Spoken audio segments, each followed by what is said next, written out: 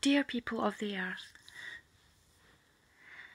when the Jehovah's Witnesses threw me out from being a Jehovah's Witness, I cried out to the Lord, to God, and I just said, do you want me to be a Muslim, or do you want me to be a Christian, or a Jew, or atheist? I don't know. Could you please just tell me what you want me to be? I said, the God who made the flowers, who made my babies, who made my hand, my arms, my legs, my parents, everyone, please, could you please just tell me what you want me to call you? I don't care if your name is Allah, Jesus, God, I don't care. And he said, you already said my name. I said, what is that name? And he said, it's God, the Most High God, the Creator of heaven and earth. So all I'm saying to you is, if you serve the Most High God, the Creator of heaven and earth, you do not need a label of a Christian, a Muslim, an intellect, an atheist, an agnostic, a tree hugger. You don't need these names. All you need to pray is the Most High God. Go on your hands and knees. He doesn't want you to pray to him in what I'm saying is, when you go to pray to the Most High God, if you go on your knees and realise that you are less than a worm, you are less than a worm because a worm produces good. It makes air in the soil. We do not produce good. We just sin and sin and sin.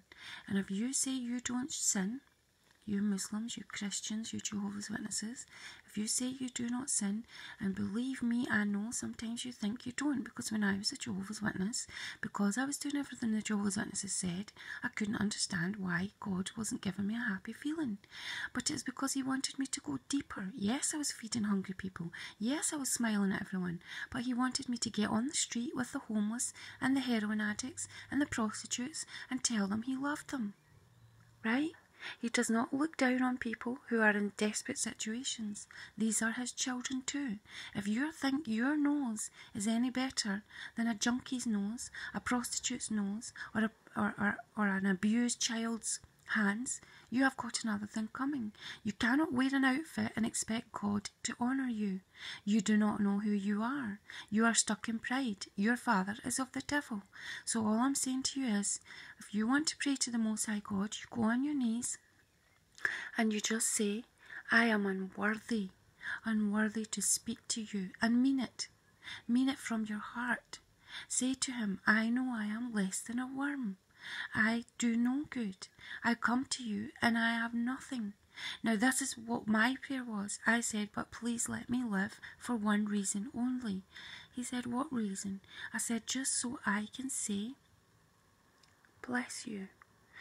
If you make me an angel that puts my hands up in heaven and just says, bless you God, all the time, at least when people are saying bad things about you, you can look at us and say, oh, I am loved. Now that was my prayer. That's all I wanted from God. But I'm in so much physical pain right now. It's sending me crazy. It is so painful. It's in my ear. It's in my eyes. So it's making me sound angry. But it's not anger. The Bible says, mere oppression makes a wise person act crazy.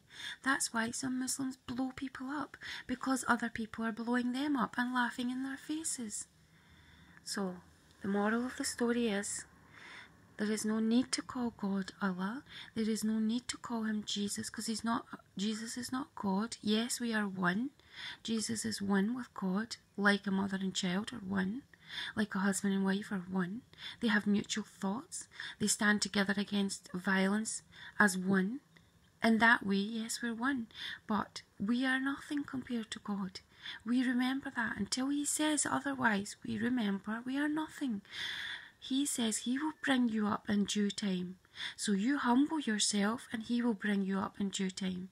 You cannot act like a humble man in the street and be raping children, having sex with each other like monkeys. You cannot be doing evil things like that and expect God to answer your prayer. You have to be humble and contrite. A young boy taught me the best colour to be is blue all the time. Just be blue all the time until God says, okay, I've seen enough of your sadness. I've seen enough of your sorrow. Now I would like you to be yellow. Be happy. And then if you see someone killing a child, he'll say, I want you to be red. I want you to be angry, because I don't kill children like that. They send themselves to hell.